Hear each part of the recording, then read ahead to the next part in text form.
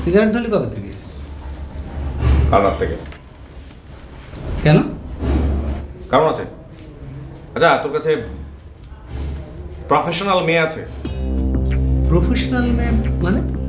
এই যে মেয়ের টাকার বিনিময়ে সব কাজ করে, এই ধরনের প্রফেশনাল। কি বলছিস তুই এসব? তোর কাছে মেয়ে আছে কিনা সেটা বল। কি করতে হবে মেয়েটাকে? একটা বড় লোকের বকে যাওয়া ছেলের সাথে মিশতে হবে। মিশতে হবে? ঠিক বুঝলাম না তো। বুঝলি না? না, তুই ব্যবসা করিস না? ব্যবসা করলে বদমাইশি কাজ তো করতে হয় না? না, সবাই করে না।